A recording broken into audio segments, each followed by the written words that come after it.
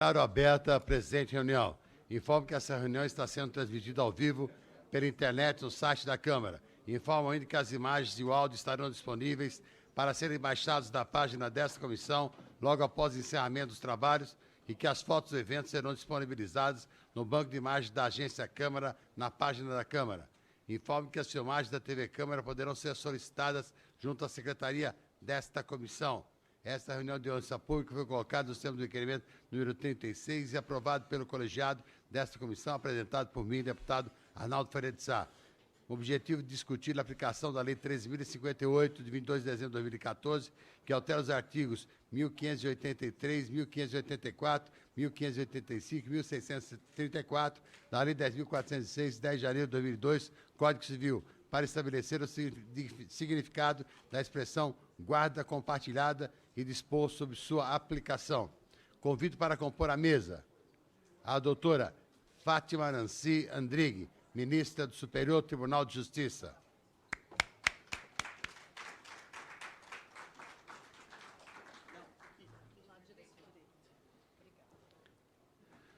Doutora Eulice Jaqueline da Costa Silva Queruli, juiz de direito, terceira vara especializada, família e sucessões da comarca de Várzea Grande, Mato Grosso. Finalmente conheci pessoalmente a doutora Jaqueline.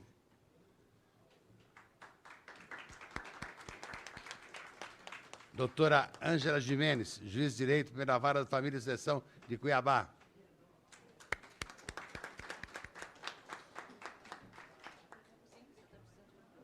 A Sandra não chegou, né? Sandra Maria Bacará Araújo, psicóloga em Brasília. Quem não chegou foi o Marco, né?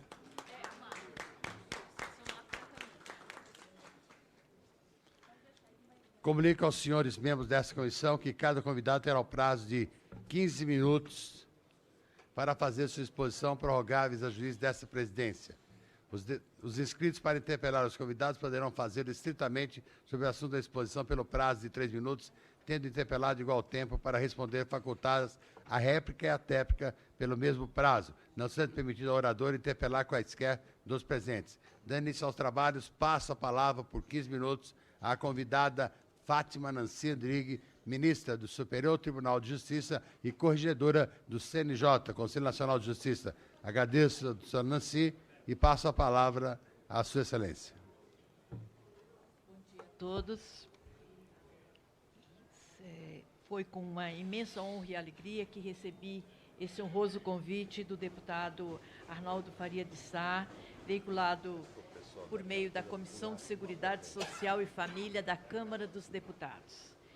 Para estar aqui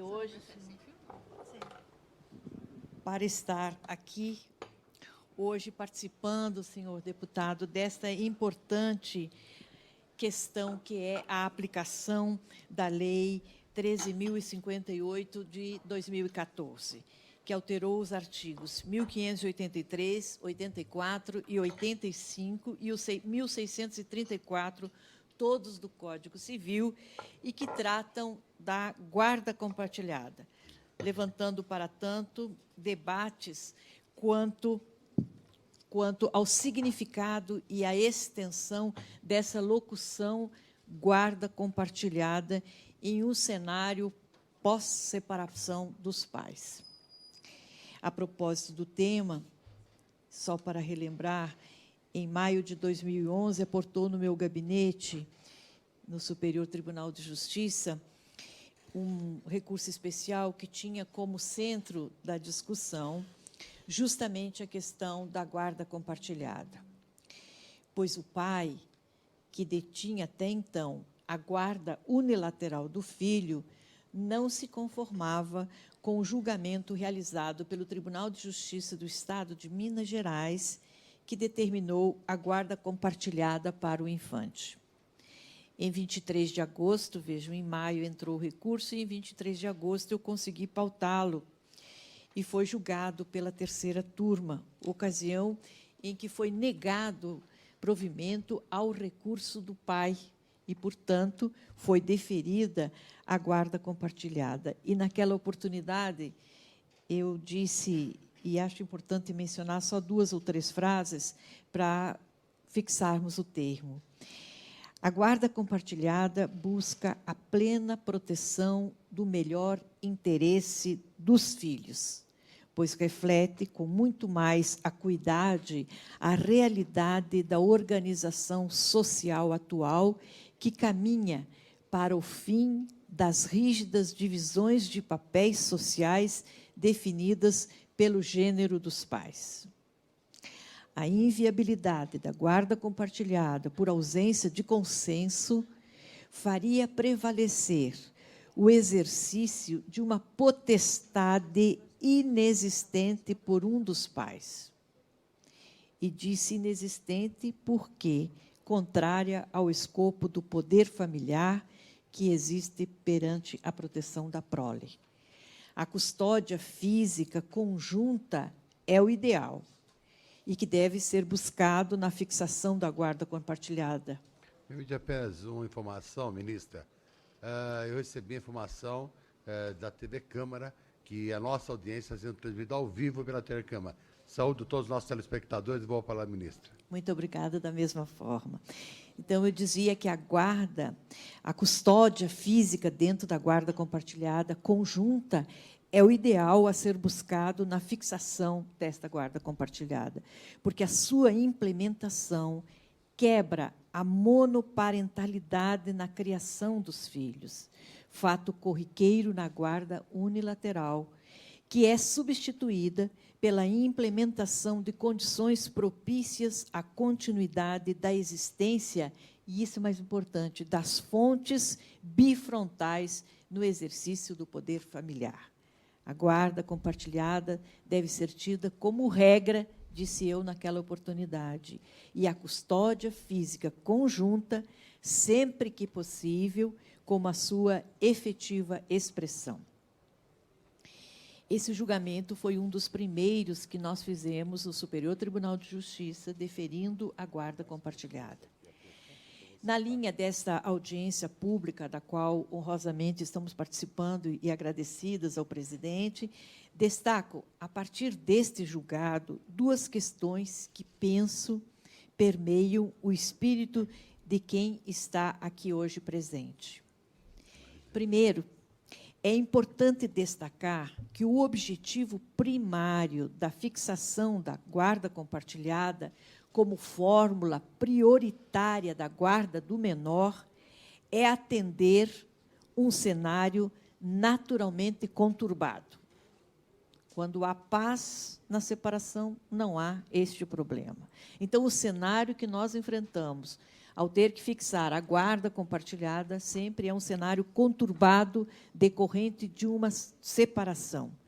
Mas o que se busca prioritariamente é o melhor interesse das crianças ou dos filhos. Esse interesse teria como cenário ideal a dupla parentalidade exercida cotidianamente, fato que acontece, ou ao menos deveria acontecer, dentro de um relacionamento estável dos ascendentes, mas que deixa de ocorrer quando há a ruptura desse convívio.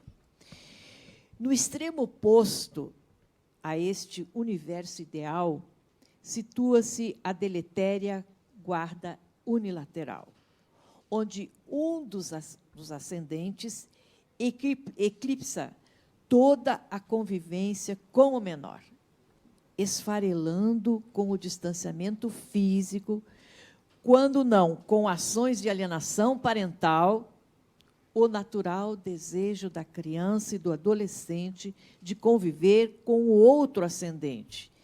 Nessa modalidade, acaba afastando a convivência com o filho. E na linha mediana, o que ocorre? No palco da vida, onde o filho ou os filhos vislumbram a ruptura do relacionamento de seus ascendentes, quase sempre não desejada pelas crianças, que se pergunta qual a fórmula que melhor atende aos interesses dos filhos. Esta é a nossa prioridade máxima e primeira. Note-se que o questionamento é exclusivamente quanto ao melhor interesse dos filhos, e não e nunca a um pseudo-direito dos ascendentes ficarem com os filhos. É essa visão, principalmente, que o magistrado deve ter. No já citado julgamento que fiz, afirmei que os direitos assegurados aos pais em relação aos seus filhos são, na verdade, outorgas legais que têm por objetivo a proteção da criança e do adolescente. E sempre essas outorgas legais são limitadas em sua extensão, volto a repetir, ao melhor interesse dos filhos ou das crianças. Então, se verifica aqui que, ao se realizar a alteração legal que deu a nova redação ao parágrafo 2º do artigo 1584 do Código Civil, na redação anterior o que dizia, só para relembrarmos, quando não houver acordo entre pai e mãe quanto à guarda dos filhos, será estabelecida, entre vírgulas, sempre que possível, a guarda compartilhada. Qual é a nova redação? Quando não houver acordo entre pai e mãe quanto à guarda dos filhos, encontrando-se ambos os genitores aptos a exercer o poder familiar, será aplicada a guarda compartilhada, salvo se um dos genitores declarar ao juiz que não deseja a guarda do menor. Veja que a mudança é profunda. E eu me lembro de um julgado também meu, em que a mulher que tinha a guarda do filho não queria a guarda. E, nesse julgado, antes da alteração da lei, eu disse, esse consenso para a guarda compartilhada não é necessário. Ele deve ser obrigatório quando atende o melhor interesse dos filhos. É sempre com este olhar para os filhos é que se deve fazer. Então, eu reputo que essa alteração foi primorosa, porque causava, quando, às vezes, nós sabemos que, na magistratura, nós não temos todos vocacionados para este trabalho, que são as varas de família. Precisa ter vocação para trabalhar em vara de família. E, às vezes, nós não conseguimos ter, presidente. Então, por isso que, quanto mais clara for a lei, melhor é. É preciso ter um sexto sentido, eu diria, numa força de expressão, para se trabalhar em vara de família. Entendeu-se, e aí existe todo um arcabouço teórico e prático de pesquisadores que dão suporte à tese, que o exercício da guarda compartilhada é o ideal parental pós-separação. E, nessa linha de pensamento, sendo o melhor interesse do infante, resguardado, ainda que em tese, pela guarda compartilhada, difícil se admitir que exista uma outra fórmula para o cuidado da prole em um cenário de separação do casal.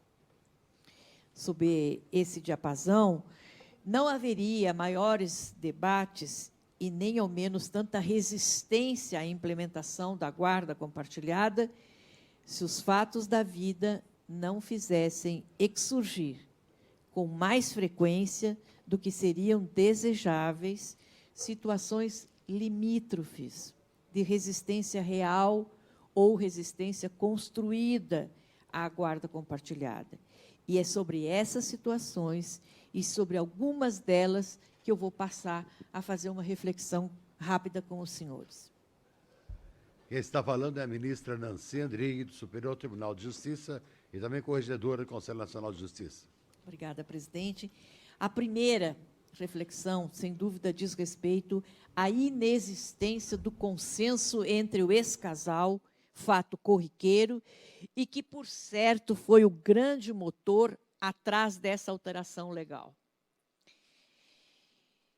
Para essa circunstância, opõe-se inicialmente o já citado melhor interesse do menor, que, como já dito, traduz na guarda compartilhada. Na prática, a imposição dessa determinação reclama dos ascendentes, familiares, sociedade, óbvio das autoridades judiciárias um esforço para a inflexão. Eu compreendo muito bem o que os senhores, com este olhar indagativo, querem dizer. É preciso, primeiro, que o juiz medite sobre essa necessidade. É preciso que os membros do Ministério Público também estejam com um olhar com muita cuidado sobre esse assunto.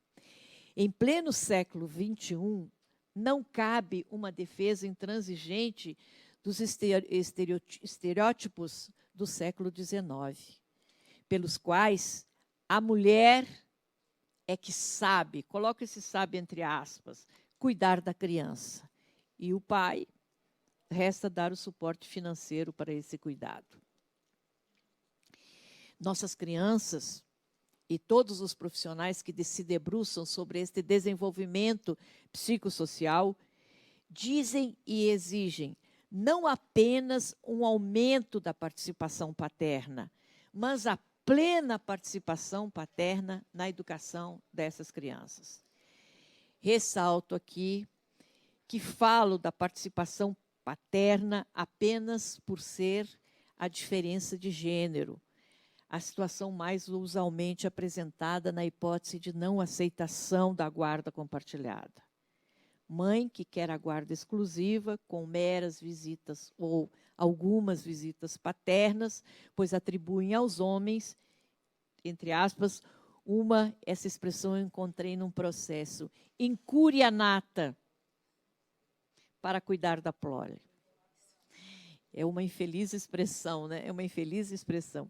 Mas a situação também serve para quaisquer casais, onde um dos ascendentes se veja alijado ou em risco de ser da gestão sobre o desenvolvimento do seu filho, circunstância extensiva, por óbvio, aos casais homoafetivos. Abstraindo, por certo, das limitações biológicas, como é a ululante capacidade de amamentação, não há circunstância em que um gênero, naturalmente, seja melhor do que o outro quanto ao cuidado da prole.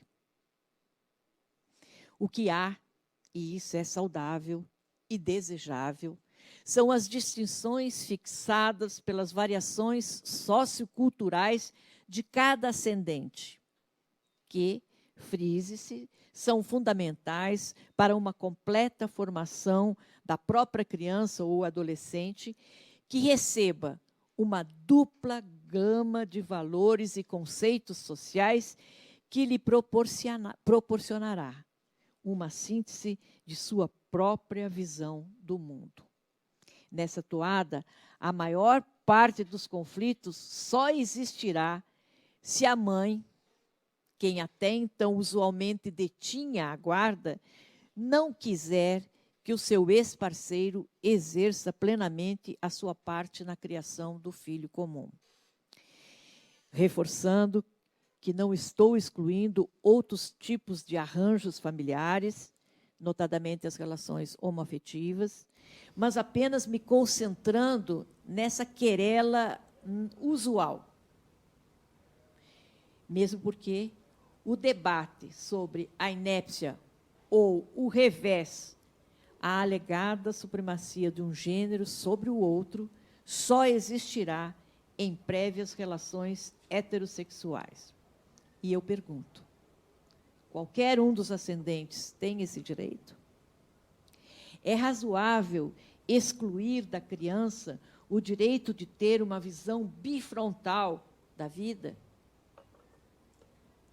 É salutar se excluir o peculiar sistema de freios e contrapesos parentais que são exercidos na criação da prole, onde a atuação conjunta dos ascendentes impede que, no recesso do lar, idiosincrasias pessoais sejam inculcadas nas crianças sem que haja nenhum contraponto? As respostas desse questionamento dizem, por si sós, da convivência de se fixar a obrigatoriedade da guarda compartilhada. É claro que não estou minimizando as dificuldades para se estabelecer uma guarda compartilhada na situação de não existir um consenso.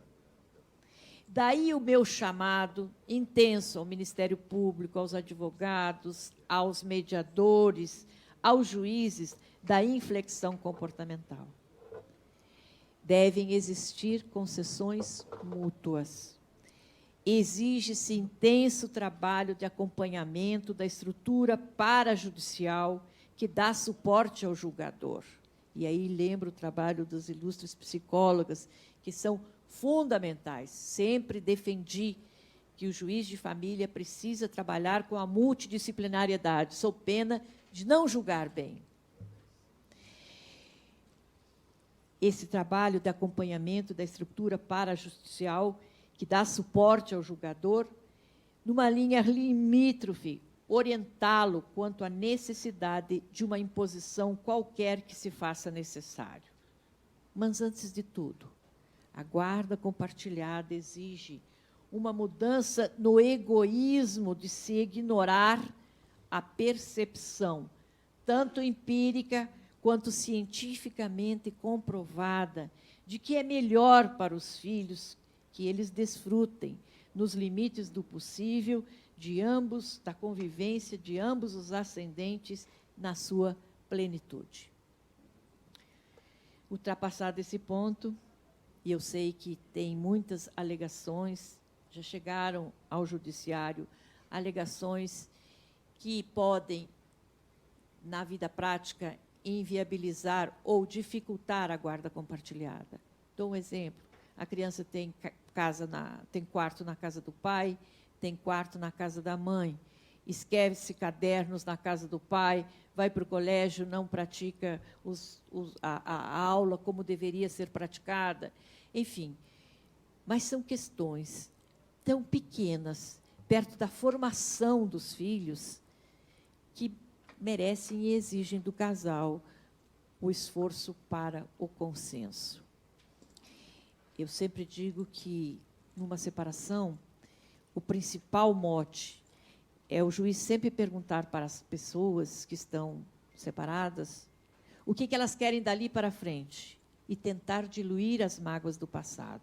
Porque toda vez que o passado for trazido para o presente, ele servirá de obstáculo concreto a qualquer atitude de consenso. Repito, devem existir concessões mútuas. Exige-se muito trabalho para isso. Mas, ultrapassado esse ponto, fixo-me, então, no que chamei agora de, e usei essa expressão, limite do possível. Essas expressões permitem aos juízes que façam larga interpretação, ou, em adequação ao tema dessa audiência pública, a extensão da guarda compartilhada. Repiso a tese que sempre defendi e que se acha expresso no Código Civil, de que a separação judicial, o divórcio e a dissolução da união estável não alteram as relações entre pais e filhos, senão quanto ao direito que aos primeiros cabem de terem em sua companhia os filhos. Vê-se com clareza do texto legal que não é o poder familiar excluído de nenhum dos seus atributos, salvo a guarda física, nos casos da guarda unilateral, quando ocorre uma ruptura no relacionamento dos pais, e note-se que esse dispositivo de lei precede, inclusive, a Lei 11.698, que introduziu a guarda compartilhada no Brasil. Tanto é assim que a terceira turma a que eu participava, também em julgamento da minha relatoria, condenou um pai por abandono afetivo. Fato que, em linha limítrofe da interpretação, reporta o descumprimento da declaração comando prevista no artigo 1632 do Código Civil. É aquele que eu afirmo que amar é uma faculdade, mas cuidar é uma obrigação. Na verdade, a força transformadora da inovação legal está justamente no compartilhamento da custódia física, por meio da qual ambos os pais interferem no cotidiano do filho. E aqui eu peço vênia para quem entende de forma diferenciada, porquanto entendo que a custódia física não é apenas um elemento da guarda compartilhada, mas é a própria essência do comando legal. Esta é a diferença. É a essência. Não pode existir guarda compartilhada concreta se não houver esta convivência, que deverá ser implementada nos limites possíveis permitidos pelas circunstâncias fáticas. E esses limites dependem da realidade da vida de cada um. Por isso que eu digo que é muito difícil ser juiz em vara de família. O juiz de vara de família, se não for assessorado, ele não produzirá um bom trabalho. Porque essa compreensão das relações hoje tão fluidas e tão necessárias serem permanentes em relação pai e filho, é preciso ser tratada com muito cuidado. Então, esses limites dependem da realidade de cada um, de cada processo, mas que desde já é possível se vislumbrar que, quanto à matéria chegar aos tribunais, ocorrerá de regra uma sôfrega busca de um dos ascendentes pelo direito de partilhar a intimidade e os cuidados com seu filho em igualdades de condições com o seu ex-companheiro, e caberá ao julgador, auxiliado por um corpo técnico especializado, dosificar este elan, pensando, em primeiro lugar, no bem-estar do menor.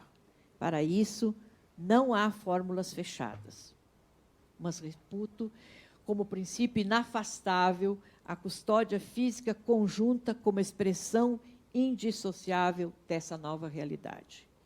Somente essa situação permitirá a ambos os genitores vivenciarem e, por conseguinte, interferirem nas relações sociais do infante em ambientes tão diversos quanto a própria casa, espaços públicos, escolas, atividades religiosas e tantos outros aspectos da vida de qualquer pessoa. É a preconização do caos? Penso que não. Penso que não. Na verdade, é apenas o que tem de ser feito porque é certo e porque é o melhor para os filhos. Repito, não feche os olhos para as dificuldades inerentes ao processo, mas, como se disse no debate em que foi inaugurado no STJ naquele voto, a formação da nova personalidade, em boa parte, é fruto dessa fusão de posicionamento e posturas distintas, que são combinadas na mente da criança em composição solo, na qual conserva o que entende ser o melhor de cada um dos pais e que alija o que reputa como falha. A ausência de compartilhamento da custódia física esvazia o processo, dando à criança uma visão unilateral da vida, dos valores, das regras de conduta e de todas as demais facetas do aprendizado social.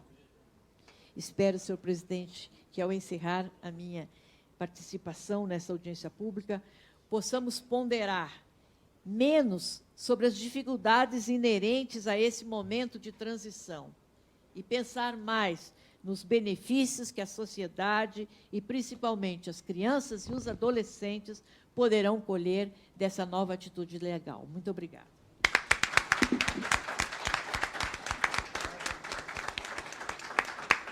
Isso foi uma aula, né? Espero que os vários juízes de família tenham assistido.